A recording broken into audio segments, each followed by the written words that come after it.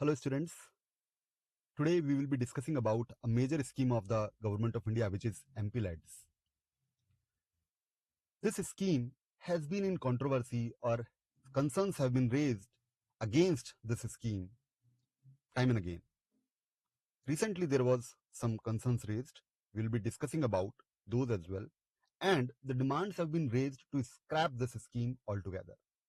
Also there are arguments which support that this scheme should be continued, as it serves a key purpose to address the locally felt developmental needs and promote grassroots development. Now, to understand this debate, we need to first look at what this scheme is all about. This scheme is Member of Parliament Local Area Development Scheme. As the name is suggesting, that is, Member of Parliament has to be involved in this scheme, and they are basically developing the local area or the demands related to the development in local areas. It is a central sector scheme that is fully funded by the central government, launched in 1993-94. What does it do? It enables the Member of Parliaments to recommend development works in their constituencies to create durable community assets. Mark this is very important, durable community assets. Though they have provided for some limited room related to non-durable assets, but mostly it should be durable assets, so that the benefit of such and such infrastructure can be enjoyed by generations to come, and it should permanently address the issue. And this scheme is implemented by Ministry of Statistics and Program Implementation, which is MOSPI. So why this scheme was introduced? The objective was to address the locally felt developmental needs. The people, they may be having certain specific requirement because of the geography, because of their specific societal traditions and all. So these demands which are locally felt may not be sometimes taken care of in the centrally or state sponsored schemes. So the Member of Parliament can provide for such developmental works. Another objective is to create durable community infrastructure in drinking water, education, public health, sanitation, road and connectivity, so that these are basic amenities. And for these basic amenities, it may take some time for the dedicated schemes to reach those areas. For example, Jal Jeevan Mission. Recently, we have been able to provide drinking water to every household, right? But this drinking water was required before as well, and there are areas where still the tap water connectivity has not been provided yet. So through tube wells, now this tube well can be digged through this MPLAD fund. Wherever there water scarcity is there, some mechanism can be provided. Now this is a kind of durable asset. Water tank can be created, water pipelines, education related, some rooms, infrastructure for students in schools. Similarly in health, sanitation and road and connectivity. Now this scheme serves the purpose of supplementing the existing development scheme through convergence. The objective is not to present a new set of mechanism and to run a parallel scheme with where the other schemes should not venture into. No, the objective is that this scheme should supplement those schemes, and wherever convergence is possible, it should be there. Further, we need to look into the key features of MPLADS. First, regarding funding, as this is fully funded by the Government of India, 5 crore per MP per year is earmarked, and this is released in 2 installments of 2.5 crore each. So this is the funding part. So for 5 years it will be 25 crores. Now there have been demands to raise it to 125 crore for the complete tenure of Lok Sabha, that is 25 crores per annum. So on one side there is demand to increase the funding for per MP per year to 25 crore. Presently it is 5 crore only. Then there is a social justice mandate attached to this scheme. In terms of monetary values of the total works, 15% should be done in scheduled caste inhabited areas, and 7.5% of the total works in monetary terms should be done in ST inhabited areas as well. Now, further, this scheme envisages that the trust and societies in those areas should also be included in this developmental works. So their help can be taken. For this, a ceiling of 75 lakh has been put. That is, those works which are being done through trust and societies, the maximum limit is of 75 lakh. So this is promoting local participation as well as ensuring transparency and accountability as well, particularly in tribal welfare areas. Now, regarding the coverage and eligibility, Lok Sabha member of parliament can pick up any district, any area within their constituency. Rajya Sabha member, those are basically representing a state, so they can pick up any one or more district in their elected state from where they are representing the state. Nominated members of parliament, they can pick up any district in India, and this scheme can be implemented there. Further, the member of parliament may also recommend some rupees 50 lakh per year outside their constituency or state, and in times of severe calamities, this limit is raised to 1 crore per annum. Now, this is something which is very important, which we will later on look as well, why this is a matter of concern. Further, regarding the nature of work, the works should be addressing the local infrastructure and development need, durable assets, some limited expenditure is allowed on non-durable items. Further, this scheme should, or the funds from MPLADS should be converged with central scheme, state scheme, and local body funds, so that it is basically optimization of the resources. That is, more and more funds for the same thing are not there, ensuring that appropriate funding is there and durable assets are being created, avoiding duplicity basically. Then, what is the implementation mechanism in this scheme? The member of parliament, whether from Lok Sabha, Rajya Sabha, or nominated member, would be selecting a nodal district from their constituencies, and they will be notifying it to the MOSPI ministry and district authority as well as the state government. Now, the MOSPI would be transferring the fund directly to the district authority, that is under district magistrate, and this district authority is having the responsibility of identifying the implementing agency related to every work. X work is there, so for that particular work, they will be identifying that this agency would be better suited based on the quality of the work, timely completion, the cost involved, and all these things. Further, district authority would be responsible for the execution, quality, and timelines related to the completion of the work.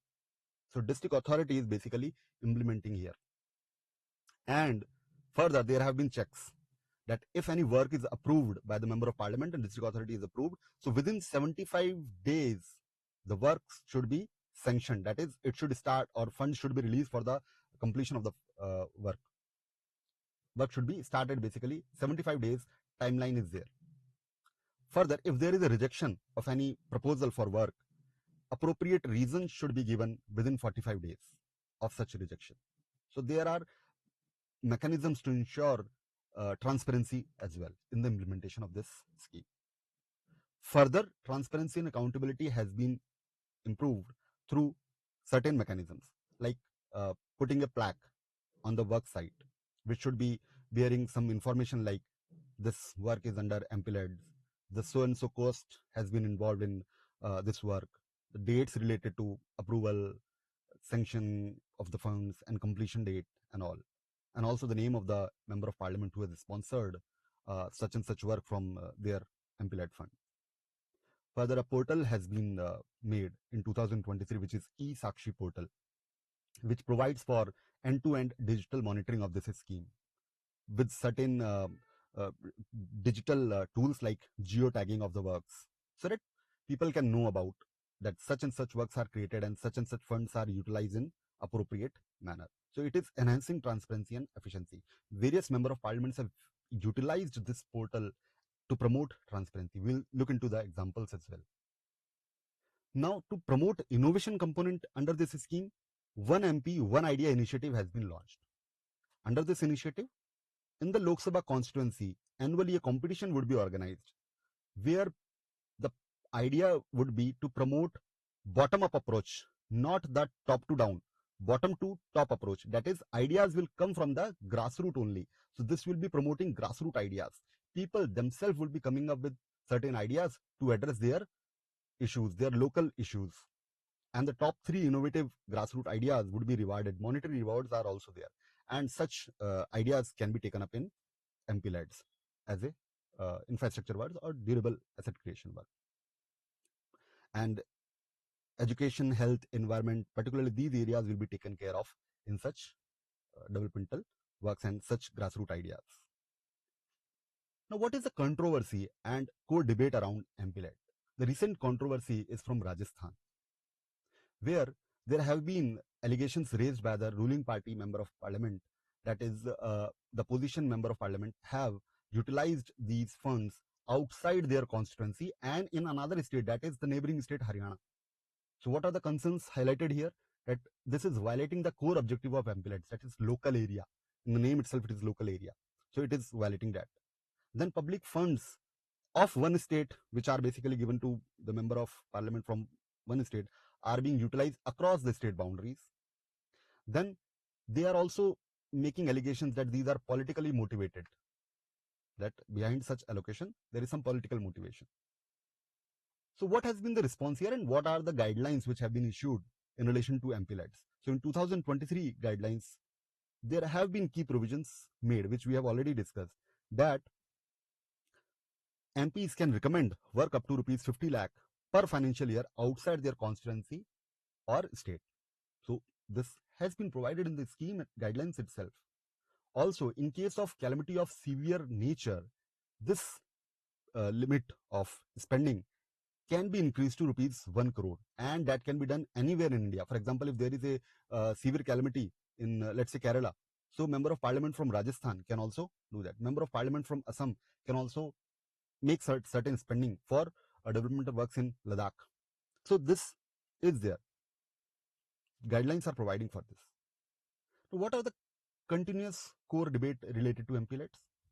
Certain arguments have been raised against MPLADS, that is the poor utilization of funds, that the funds are not getting utilized. We will look into the details, data, whether this argument holds water or not. Delays in execution, that timelines are often defeated. Time and again, there have been demands to discontinue the scheme, and the development work will be taken care of by local bodies, state government funds, state government schemes, and central government schemes. A major argument is violation of separation of power. That is, legislature has been given this functioning or this implementation functioning of certain thing which is the core domain of executive. Now we will see whether this is the case or not.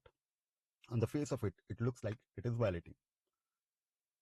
Then there are arguments in favor as well. MPs need fund for local development. MPs are basically representing their constituencies, and if there are certain issues, they cannot wait for appropriate scheme from the central government to be taken care of such and such issues. So there are funds required to address immediate issues. Then region specific needs. Areas in dry land like Rajasthan, drinking water is often a concern. In other states, related southern states, we can say, related to the issues of farmers, fishermen basically can be an issue. In Maharashtra, Latur area, where we have seen that because of sugarcane cultivation, water table has dropped. So again, drought related issues. So there are region specific needs where funds are required and immediate addressing of such issue is required. Then this also strengthens grassroots development because people would be involved. We have seen that local trusts, societies, people would be coming up with ideas. They will be visiting their representative that we have such and such issue, and by doing this particular thing, we can address this issue. So funds are required. So this is basically ensuring that people also participate in developmental work. Now regarding the utilization of fund, we will look into the data from 14th to the current Lok Sabha. 14th Lok Sabha, the data suggests that only 0.99% of the fund was unspent. For the 15th Lok Sabha, it was 3.47% only, and for 16th Lok Sabha, it was 8.7%. Now, in the 17th Lok Sabha, the total allocation was 4,837 crores, out of which 3,639 crore was spent. and this amounts to somewhere 75% of the budget utilized. Now, 25% approximately is unutilized budget. Now, this is a big amount, but there has been a reason for this because of the COVID-19 pandemic disruptions. Now, there cannot be, during COVID-19, all the things were disrupted, so developmental work could not take place. And in the current Lok Sabha, that is 18th Lok Sabha, some 5,486 crores have been allocated so far, and approximately 1,500 crores have been spent so far, and many projects are under implementation. So this suggests, this statistics and data suggests that regarding the point raised regarding the unutilization of the fund or funds unspent is not holding water. There have been some case studies and some leading examples related to the utilization of MPLADS. For example, MP from Rajya Sabha, Mr. Sant Balbir Singh Sichowal, has utilized approximately 63% in the current tenure, and they are focusing on water scarcity in the villages, creating durable assets like ponds, aquifers and all. MP from Kerala, Ikra Chaudhary, she has strengthened the transparency and accountability in MPLADS by geotagging all the works which are done under MPLADS. Tejasvi Surya from Bengaluru South has spent maximum utilization of the funds and also parliamentary participation, suggesting to strengthen this scheme.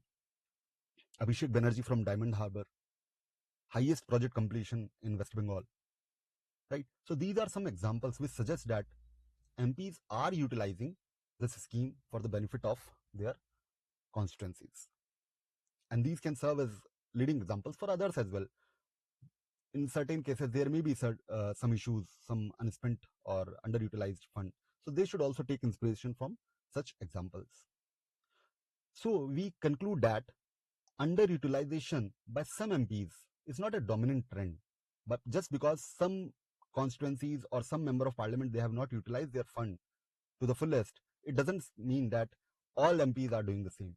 So that several MPs have demonstrated efficient, transparent and impactful use of MPLADS fund. So they should be celebrated. They should serve as an example for other MPs as well. Further, the data which we have looked into, it contradicts the argument that there should be a blanket ban or discontinuation of this scheme. Further, there was the argument that this violates the separation of power, that is legislature encroaching into the domain of executive. Now the idea, first we need to look at the idea of this scheme. The idea of this scheme is to bring closer the representatives and the people whom the representatives are representing in parliament. So it is basically trying to strengthen the parliamentary democracy. It is trying to strengthen the representative democracy. It is trying to improve the participation of people. So even if it looks like it is encroachment of functions or domain, but at the core, it is promoting or strengthening our democracy. So what should be the way forward here? Should we discontinue? No, not at all. The data, the statistics and examples, they do not suggest such a discontinuation or scrapping of these schemes at all. So what should be done? We should strengthen the scheme. We should improve the transparency part. Monitoring mechanisms should be developed further. Capacity building as and when required. Member of Parliament can be given guidance related to project selection, fund utilization, how to better utilize the fund, right? How to create durable assets. So there can be certain guidance mechanism can be developed. Capacity building is the key here. If there are certain issues, we should address the issues rather than scrapping the scheme, because this scheme has a very great significance. It is playing a major role in local development, bringing people closer to their representatives, addressing local needs, also providing political accountability, because they can reach their representative, they can ask for certain mechanisms to address their issues. And also, if the member of parliament, or there are MP-LADS as well, MLA-LADS as well, so in that case also, it improves the chance of re-election if member of parliament is addressing the issues, local issues, utilizing the funds properly. So this can be a direct check by the people on the representative. right? So in this manner, we suggest that this scheme cannot be scrapped. Further, this scheme should be strengthened.